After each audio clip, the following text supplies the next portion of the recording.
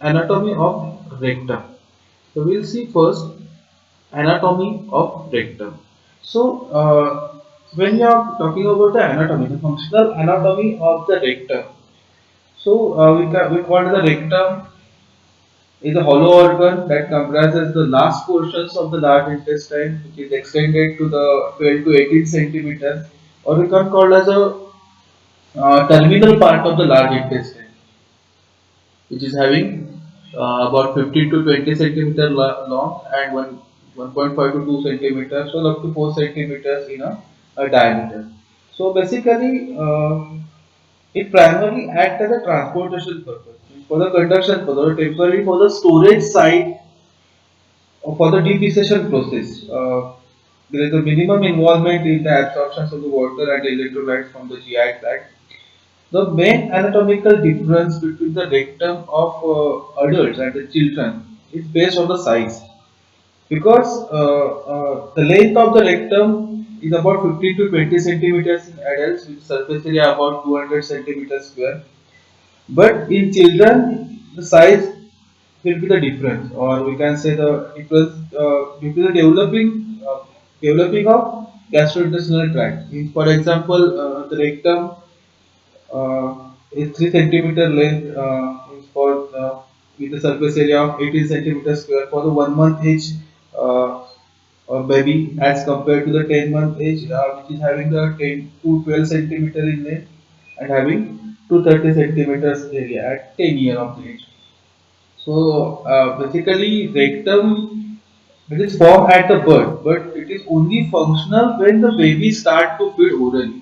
Means at that time only it started to, you can say to start the developing stage. So as we have said, it is the terminal part of our large intestine. So we know the gastrointestinal tract from the small intestine, then large intestine, then anorectal region will be there, then colon is there, and then will be the rectum, and at the end it will be the anus. So the rectal walls that is formed by the epithelium, it is one cell layer thick and composed of the cylindrical cell and the goblet cells, which secretes the mucus. So here we can see the, sorry. So these are the different parts of rectum. So in general, environment in the rectum, that is relatively constant and static in comparison to the other part of the gastrointestinal tract, like small intestine or the large intestine, which is having the average fluid volume, which is having the low fluid volume as compared to the small intestine, because the length of the small intestine is up to 7 to 8 meters, and here we can see the length of the rectum is only about 15 to 20 centimeter, or up to 18 to 20 centimeter, which is having 2 to 4 centimeter diameter. Same for the large intestine, the length will be 1.5 meter up to the 1.5 meter. So the region on the surface area is available for the absorption purpose, which is very low as compared to the other gastrointestinal part. So which is having the fluid volume, which is also having the low fluid volume up to the 1 to 5 ml, and which is having neutral pH of 7 to 8. So these are the different factors like a content presence in the rectum along with the pH of that particular solution that can be affect on your absorptions of your medicaments, and that's why this particularly anatomy of and the physiology of the rectum has to be studied.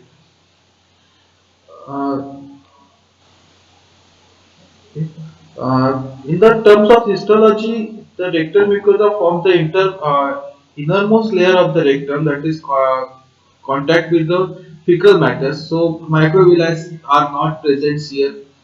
Microvilli and villi. So we'll not go in detail. So these are the part of our small intestine where our we can say the materials that can absorb by this particular villi or the microvilli. So the rectal wall is formed an epithelium which one cell layer thick. The surface area that is available for the drug absorptions in the rectum, that is approximately 200 to 400 centimeters square, and volume of the rectum is about 1 to 5 ml, and having the pH, having the neutral pH. So the rectum, as I said, it does not having the villi or the microvilli on the luminal surface, and hence which is Hence, a relatively small surface area for the absorptions as compared to the small intestines. Along with that, the mucosal surface of the rectum that is constructed with a single layer of the columnar cell to form the epithelium, and this epithelium also consists of numerous goblet cells. And I have already discussed that that particular epithelium cells which compose of the cylindrical cells and the goblet cells. So these goblet cells are important for the secreting mucus which protects the rectal epithelia and helps to lubricate fecal matter as they passes through the rectum. Means during the defecation process, the lubrication will be provided with the help of this goblet cell. At the anorectal region or the at the anorectal junction, the mucus transitions to the non-keratinized stratified squamous epitheliums and to the keratinized stratified squamous epithelium and at the external anal sphincters. So at the anorectal regions, that particularly this will occurs. Now, how the means absorption will carried out, or we can see the veins that is present at the region, specific region. So here we can see various types of veins they have shown. So this will be our rectum regions where three types of veins are there: superior veins, inferior veins, and the middle veins. So as we are talking about this vein, so major part of the drug that can be sorry. So basically, superior rectal veins here we can see superior rectal veins that drains the upper part of the rectum, and the inferior and the middle rectal veins here that they that they drains the lower part of the rectum. So more specific, we can say that this particular superior rectal vein that is connected to your hepatic portal system. So obviously, when it connect with the hepatic portal system, so which it passes the drug through the liver prior to reaching the systemic circulation. So here in to the superior vein, or I can say the superior rectal vein, uh, where the first pass metabolism will occur in small amount. So the positions of your administered formulations, like if you have to administer drug at a specific these regions only, means in between middle rectal veins and the inferior rectal veins.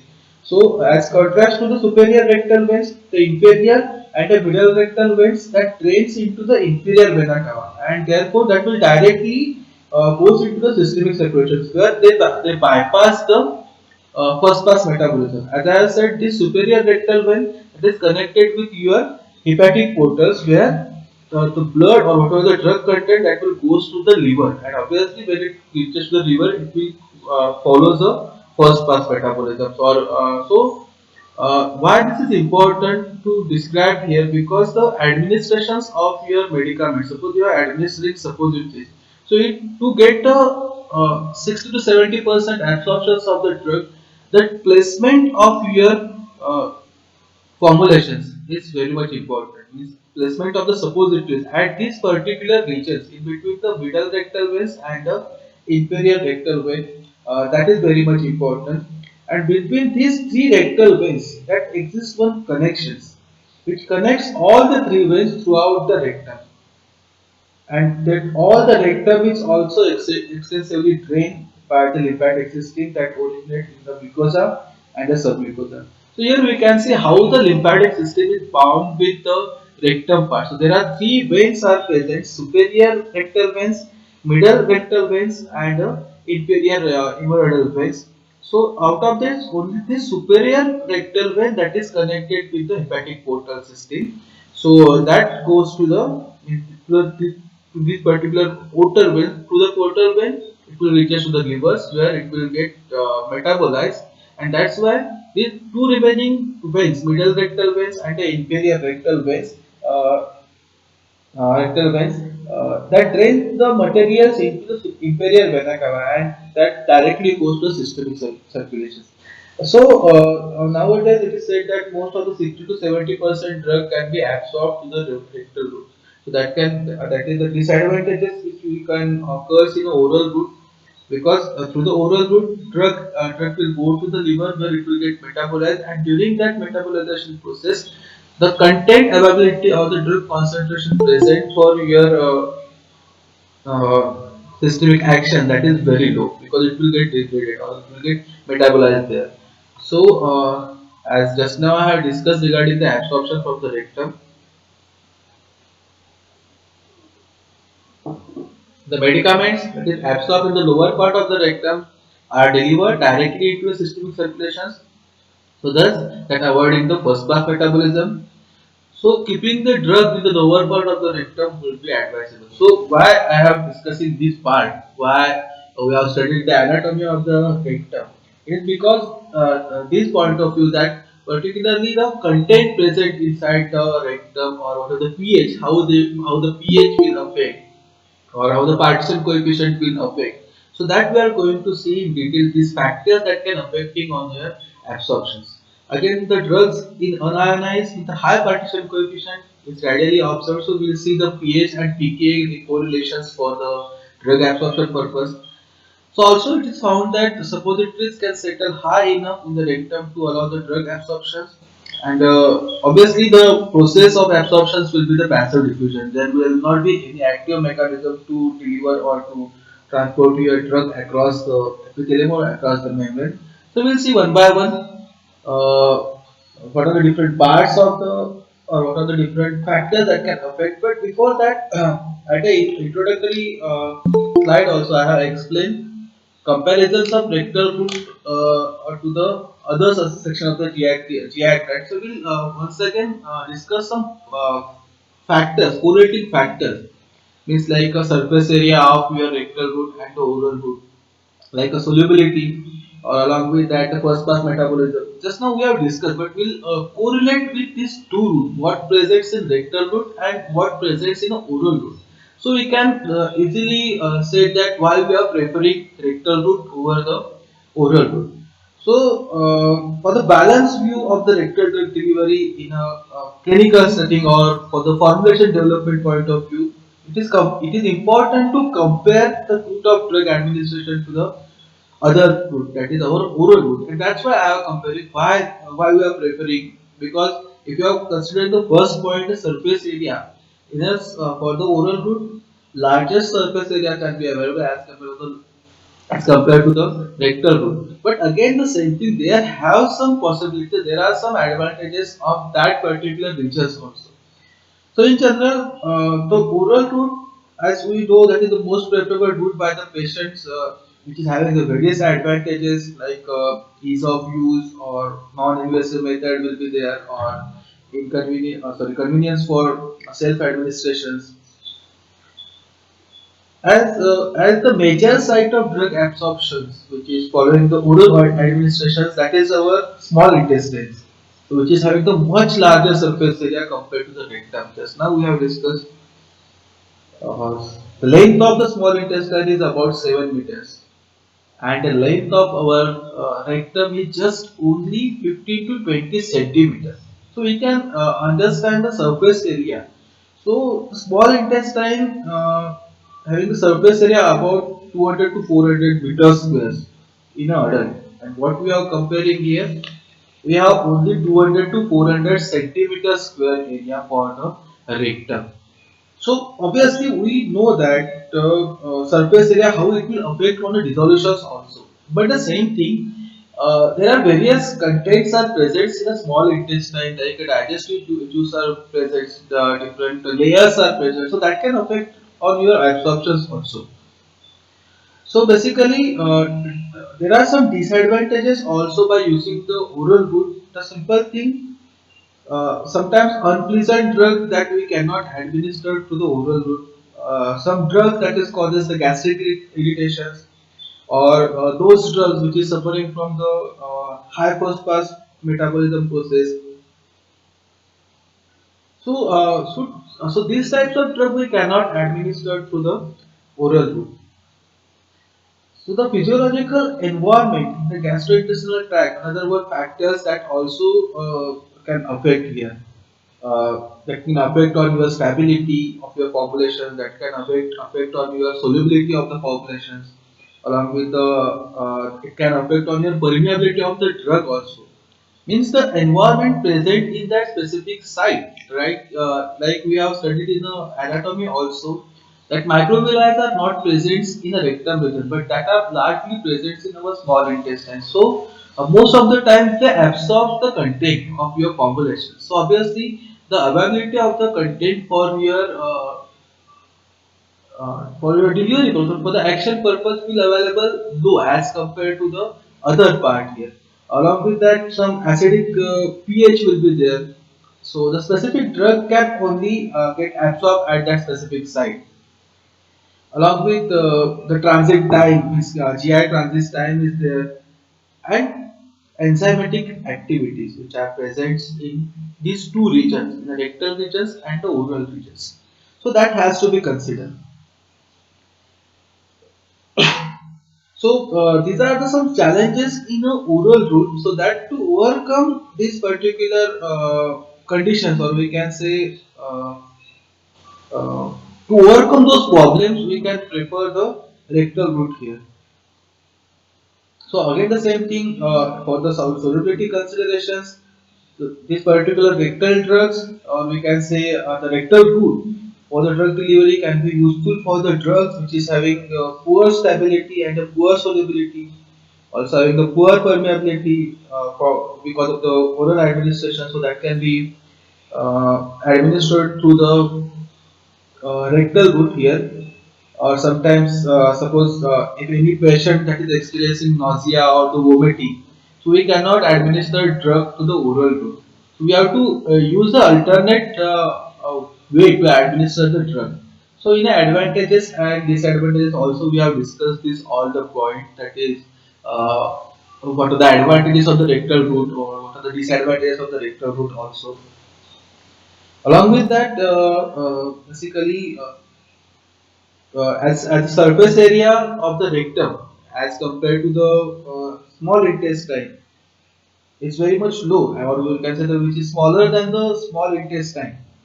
But the environment in the rectal regions, we can say the environment in the empty rectum, which is considered as constant and stable, and this particularly favor the reproducible absorption process, and which is having the low enzymatic activity like our first pass metabolism. We have seen just now there are three types of veins present at the anorectal regions: superior hemorrhoidal veins, then inferior, and the middle hemorrhoidal veins. So only superior hemorrhoidal vein that will connect it with your hepatic system, and that particularly absorb your medicaments where the metabolism will occur. But along with that, as I have said, the stable environment and the constant environment present in an empty rectum, that will help for the absorption purpose as well as having for the reducing the enzymatic activity as compared to the small intestines. Along with that, so basically the rectal route, or we can say the rectal drug formulations, can be useful for the drugs that undergoes the high hepatic first pass metabolism. Those types of drugs which is having the limited absorptions in the upper gastrointestinal tract, those drugs which are radially degradable or unstable in the gastrointestinal tract, or sometimes those drugs which is causes the irritations to the gastric mucosa, or those drug formulations that cannot be easily formulated for the other route of the administration like injections or for the nasal delivery or for the aerosols.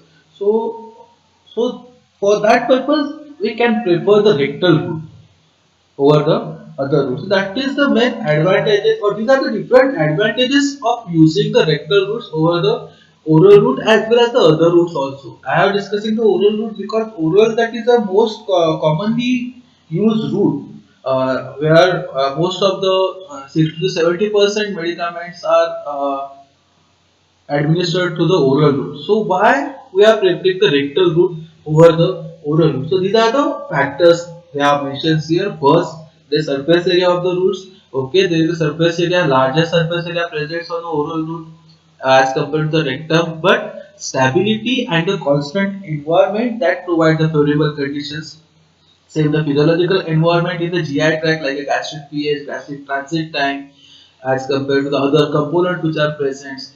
Some acid environments are there. So that factors are really matter for the absorption purpose. The solubility, first pass metabolism effect that is bypassed by the rectum route most of the time because the most of the representation studies that shows now more than 60 to 70% drug can be available for our absorption purpose through the rectum route, which is as compared to the oral route only 40 to 50% drug can be available because most of the drug get bypassed or get metabolized to the liver. So that first pass metabolism get bypassed to the rectal route. And these are the some drugs. Just now I explained is which type of medicaments we can uh, deliver through the rectal route that I just now discussed. Now we'll see the factors that can affecting on our rectal absorptions, or we can say the influencing the rectal drug delivery. So the rectal route of administrations can be affected by the number of physiological factors, or as a drug. Just now we have discussed why we are preferring the oral route over the why we are preferring the rectal route over the oral route. So there are various factors also like the physiological factors and the physiochemical factors. So these factors should be considered in the rectal formulations design because they can affect on your final drug viability and efficacy as well as the safety, and that's why these factors has to be considered. So first we'll talk about some physiological factors that can affect on our rectal absorptions. So first factor that is our anatomical considerations. So when developing the rectal dosage form for the different age groups, like for infant purpose, for adult purpose, so it is important to consider the anatomical size of the anatomical size difference between the rectum of adults and the children. So you have to select a target population. So if you have to develop the suppositories for the adult, so you have to carry out all the tests on the adult only. You have to prepare the formulations for the children because why we have to why we have to consider basically anatomical size difference because as compared to the adult, the development of the rectum is not as much as compared to the infant. So basically, there is some the recommendations also they have given on the cautions you have to taken for the selections of the drug candidate for the specific target populations because this particular suppository formulations that will associated with the erratic absorptions. So there will be sometimes there is a risk of damaging to the delicate rectal lining also. So that will lead to the infections because the rectum part, as I already discussed, which is at a developing stage. So that's why the anatomical consideration, the size and the content inside the rectum, and depending upon that, you have to develop the formulation. So first important thing that you have to consider that is the anatomical size difference between the rectum of adults and children.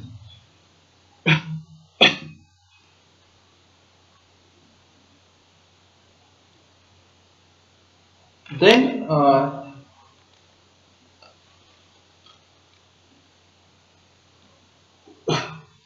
the second sorry second factors that is site of drug absorptions. So means where we are going to apply the drug basically. So as we already discussed the lower regions of the colon or rectum or the lower hemodialysis veins that is surrounding with the colon and the rectum that is enter into the inferior vena cava and thus they bypass the liver. So basically, uh, and along with that, the upper part of the hemorrhoidal veins, the superior hemorrhoidal veins, that is connected with the portal veins, and that will leading to the livers where the first pass metabolism will occur. So the site of the drug delivery in the rectum that can affect the amount of drug that reaches the systemic circulations. So where you are inserting your or the place of your suppositories that gives the proper absorption. That's why we are discussing those parts.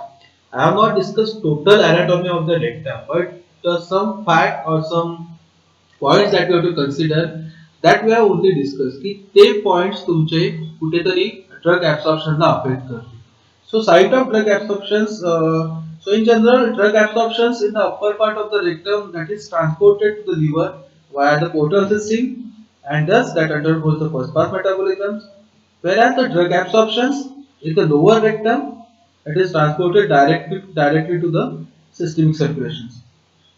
So basically, we cannot. It is difficult to differentiate between the upper and the lower regions when drugs are administered rectally. So basically, that is the anatomical difference in the venous drainage of the rectum between the individual. So that can be significantly affect the amount of drug that is absorbed in a systemic circulation. So the site of application that is very much important while considering the or while for the absorption purpose. So now more than half means like 50 to 70% of rectally administered drug were reported absorbed directly into the general circulation. So that particular lymphatic circulation is also there that also helps in absorbing the rectally administered drugs and in diverting the absorbed drug from the liver. So that bypass the first pass metabolism. So that's why the where we are applying or administering the suppository. Depending upon that, your absorption pattern will be varied, your further distribution pattern will be varied. So you have to place the suppository in between the middle and the inferior hemorrhoidal veins. If you place on a superior, if you place your formulations in superior hemorrhoidal veins, obviously there may be chances of hepatic circulations or there will be chances of the first pass metabolism. So for to avoid the first pass metabolism, site of drug absorption is very much important. So this is the second factors. Then third factors that is the retentions of the formulations. So retentions of the formulations means what? So for the local or systemic drug absorptions to occur, the formulations need to be retained in the rectum for an adequate period of the time. So uh, you have to means whatever your formulation must be present at that specific site for the specific time. So that means it has to be retained for the several times, or the we can say the for the adequate period of the time. So basically, there are some problems with leakage, or we can say means when you administer the rectal formulations or some rectal conventional dosage form that they have the problems with leakage or some retentions or sometimes blotting will occurs. So basically, the contact time of the drug with the rectal mucosa that is important for the absorptions. So that basically influences viability and its efficacy. So for absorptions to occur, drugs need to be able to penetrate the mucous layer first in order to reach the epithelial cells lining of the rectum. So that's why the how much time that drug is present or retained in that particular regions. So that will gives you the better absorption. For that purpose, the retention time of the formulations that must be adequate or we can say the proper so that we can get a proper drug absorption.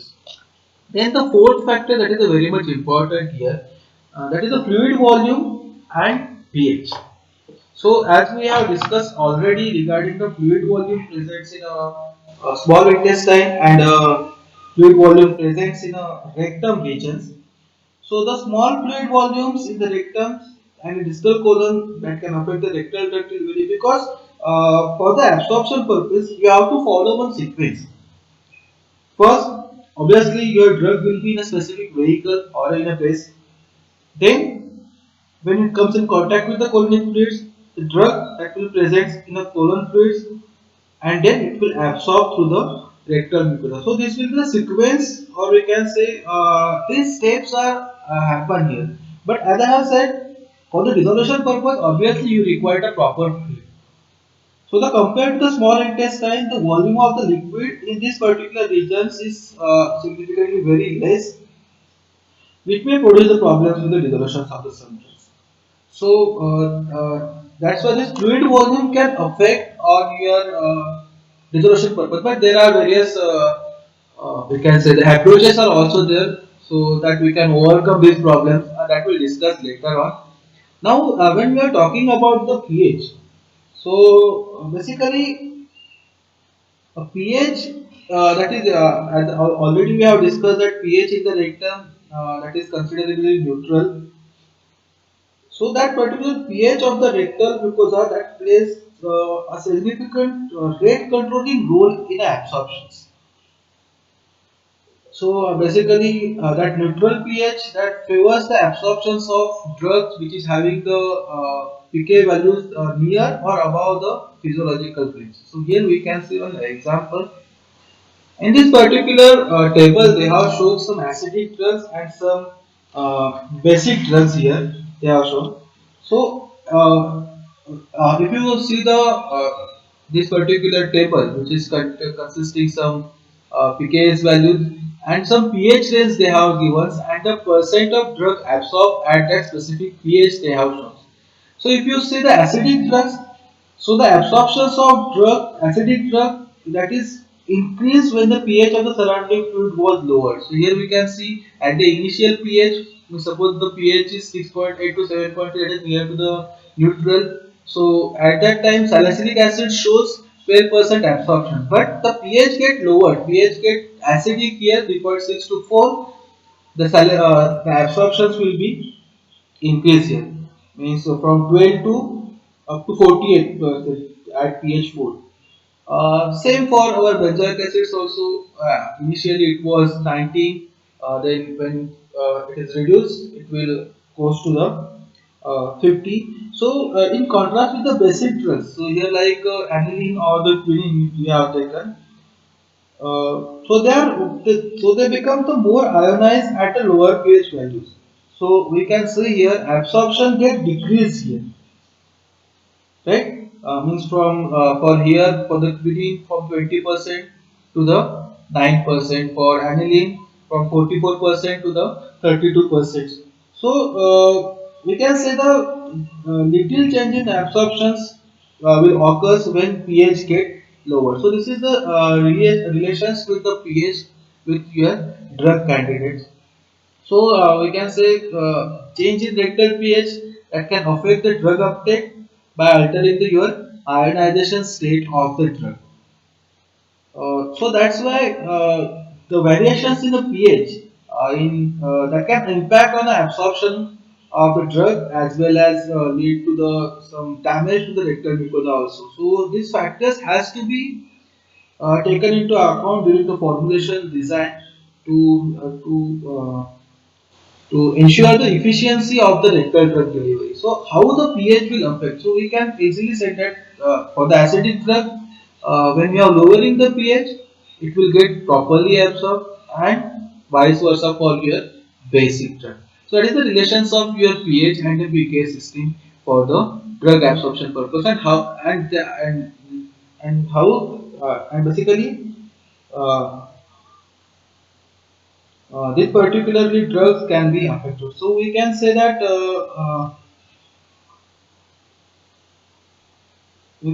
the weaker acids and the base that are more readily absorbed, that is stronger, and the highly ionized ones.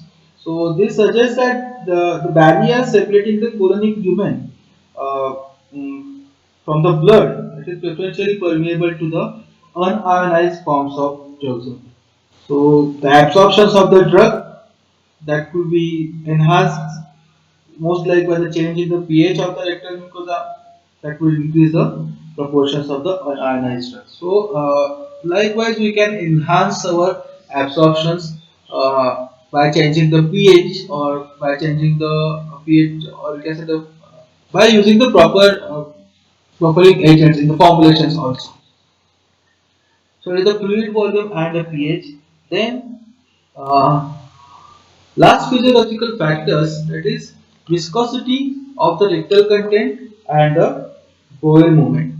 So basically the presence of stools or presence of materials in the rectum, that obviously affects the viscosity of the rectal contents, and which can subsequently affect obviously your drug resolutions or drug stability, as well as the content of drug with the mucosal wall of for the absorption purpose.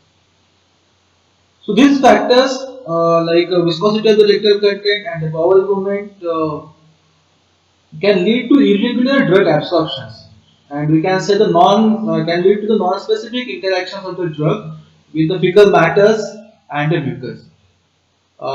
Sometimes early expulsions of the drugs that is following the deficient will also affect the concentrations available for the passive diffusion purpose. So it is important to consider the time of dosing. Means during the dosing, that has to be considered. So basically, we can say that we have to consider the time of dosing with respect to individual's bowel movement. In addition to that, sometimes increased colonic motility, in a diarrhea, that also can reduce retentions of the rectal dosage form, or we can say retention of the rectal dosage form and as well as incomplete drug. So the amount present in the rectal content, along with that, the viscosity of that rectal content, along with the time, or we can say means individuals bowel movements. Respecting to individual bowel movements, we have to select the dose here. So these are the five factors. Another one factor is there. That is the pathophysiological factors. Pathophysiological means the disease conditions. So pathophysiological conditions that can influence the effectiveness of the rectally administered drug. So pathophysiological conditions like IBD is there. IBD means inflammatory bowel diseases, or IBS will be there. That is IBS. That means irritable bowel syndromes, or sometimes anal fissures will be there, or some acute or the chronic gastrointestinal infections will be there. So obviously, variations in the amount of drug absorbs that can be occurred because of the change in tissues integrity, or sometimes mucosal inflammations will be there, or some bowel motility is there. So depending upon the pathophysiological conditions, your absorptions will also ultimately affect. So basically, the conditions that affect the integrity and barrier qualities of the rectal mucosa, like sometimes local trauma will be there, or rupture hemorrhoids will be there. So that lead to the increased drug absorptions. Means that can be difficult to predict, obviously, but like increasing the absorptions, sometimes they become painful also for the administration purpose also. So the pathophysiological conditions also you have to consider. Also, there are some drugs are there that causes the constipations, like if you're taking the anticholinergic agents, or if you're taking the antidiarrheal agents, or some calcium iron, some iron or the calcium supplements are there. So in that case, they alter the gastrointestinal motility, and obviously, altering the gastrointestinal motility, that will also affect on your rectal drug delivery system. Along with that, there are some drugs that can causes the diarrhea, like some NSAID there, non-steroidal anti-inflammatory drugs are there, some antibiotics are there, which causes the diarrhea also. So, therefore, understanding the effect of the disease, comorbidities, and the co-administered drugs on the gastrointestinal physiological is important when considering the rectal drug formulations. Means during the rectal drug formulations, these pathophysiological factors also you have to consider. Now the last part, that are the physiochemical factors. So these are the various physiochemical factors that we have to consider for the formulations of your rectal drug delivery dosage form. First is pKa, second one drug concentrations, third one particle size, and particle size, solubility, and the base that we are selecting, their characteristics. So for this purpose, as I have already discussed the sequence, or we can say the how the drug get absorbed into the rectal mucosa. So what happens? Drug that is present in a vehicle, then it will reaches the colonic fluids and it will available for the absorption to the rectal mucosa. So in order for the drug to be available for the absorption, first it must be released from the suppository and then it is distributed by the surrounding fluid to the site of absorption. That's why this particular point that I have mentioned here, the pKa values, the drug concentrations, the particle size and the solubility, that plays very much important roles for your absorptivity purpose. So by dissolving in the fluids, there is a wide contact with the luminal walls there. So thereby increasing the drug contact with the large numbers of absorption sites. And that's why these particular factors has to be considered. Suppose if the drug has a liquid water partition coefficient, so that favoring obviously fat solubility, the drug obviously that will release slowly from the suppository excipient. Suppose the drug that is having the very soluble in specific base, we can consider the cocoa butter, and presents the low concentrations. So that particular drug does not escape to the surrounding aqueous solutions as it gradually the drug that is slightly soluble in cocoa butter vapor and present at a level close to the saturations. So we can say that the water soluble or the oil insoluble salt forms are preferred in the fat based suppositories.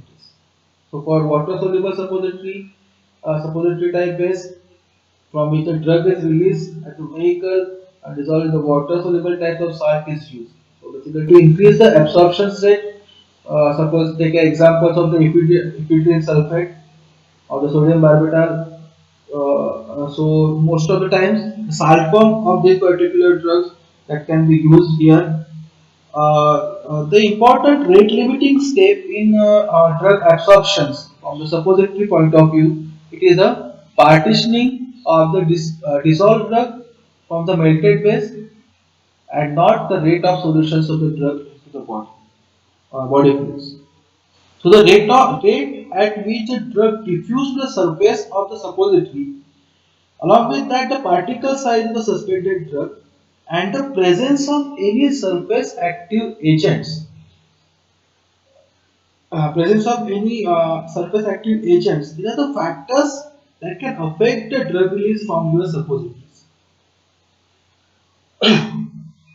Solutions of the drug in solid polyethylene glycol or some hydrocarbon bases, that will result in the prolonged absorption time, because obviously the drugs that is slowly eluted into the surrounding fluids or slowly released into the surrounding fluids. So those solid material that is present in polyethylene glycol or some hydrocarbon bases, so they can elutate into the specific time intervals, or we can say uh, which having the prolonged absorption time. If you are considering the particle size here, obviously the larger the particle size, as we know, slower the rate of the solution or the dissolutions, and as the rate of dissolution is slow, it will consequence the drug absorption rate is limited, or it will decrease the rate of drug absorptions. So here the particle size has to be minimized here, so that we can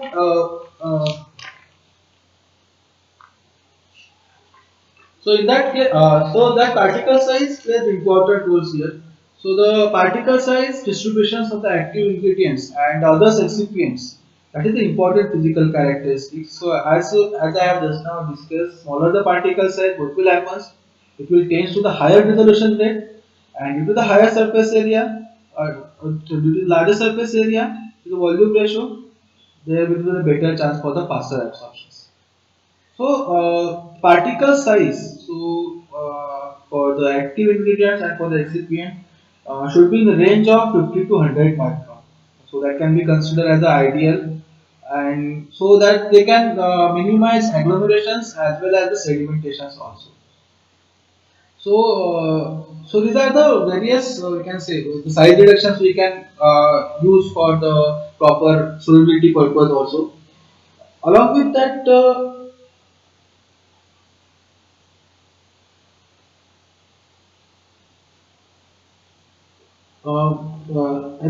sorry, once the drug is released from the suppository base and once it is reaches to the site of absorptions on the luminal wall, the lipid soluble undissociated drugs that is first most readily absorbed.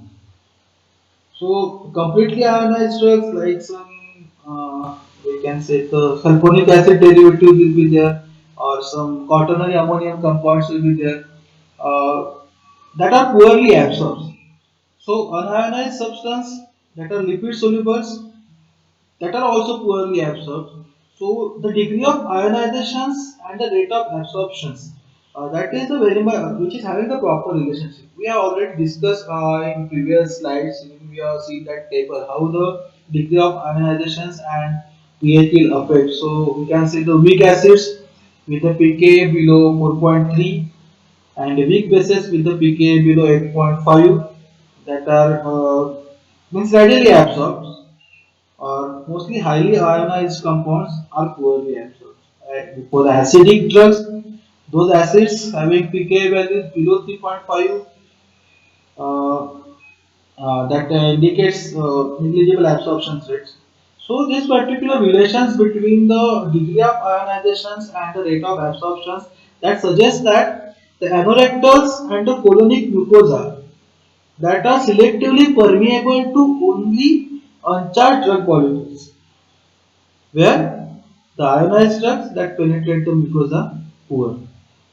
So these are the factors and another characteristics of the base, the selections of the base in which you have to consider its origins and its chemical compositions, its melting range, then the you can say the some values that you have to consider, like you have to consider solid fat index, you have to consider the hydroxyl values, you have to consider the solidification points, saponification values, you have to consider the water number and the acid values. So all those factors that we have considered for the selections of the base, that also you have to consider here while means characterizing the base and the other excipients also.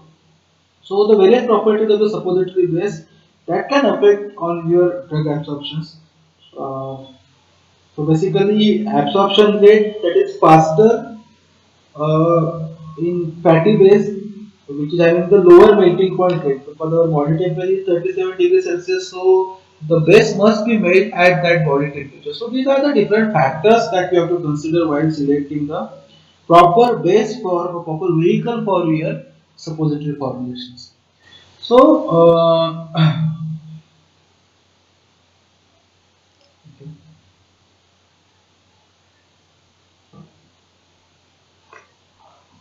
so these are the different factors that can affect on absorptions of your rectal or that can affect on our rectal absorptions. So, in concluding part, I will just say that the absorptions of drug from the anorectal area they are actually affected with the help of the various physiological factors like you have to consider the colonic content. You have to consider the pH, you have to consider the circulations, you have to consider the position of the site of absorptions or physiological state and what is the mucous blanket on the luminal wall. These are the physiological factors that can affect. Along with that, you have to consider some physiochemical factors also, like our partition coefficient will be there, degree of ionizations will be there, then concentration, the particle size, also the presence of surfactant in specific formulation that will also affect on your absorption. And our particle size, obviously that will directly we consider directly proportional to our absorption rate. So these are the factors that we have to consider while formulating uh, rectal dosage form or simply formulating the suppository as a dosage form. So how these particular factors will affect, like basically they will ask these questions in exam, the factors affecting the rectal absorption. So you have to write down physiological factors, then physiochemical factors. You can include the pathophysiological factors in your physiological factors itself, in the disease conditions, how they will. So we'll stop here. This is all regarding the factors that can affect on our rectal absorptions. In the next lectures, we'll see large scale manufacturing or not large scale manufacturing. We'll see first types of base that is used for the, or you can say the different types of suppository base for the preparation of the suppositories. That we'll see in our next lectures. So is it clear to all of you? Yeah.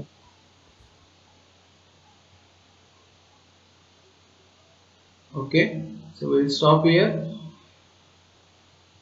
Thanks to all of you.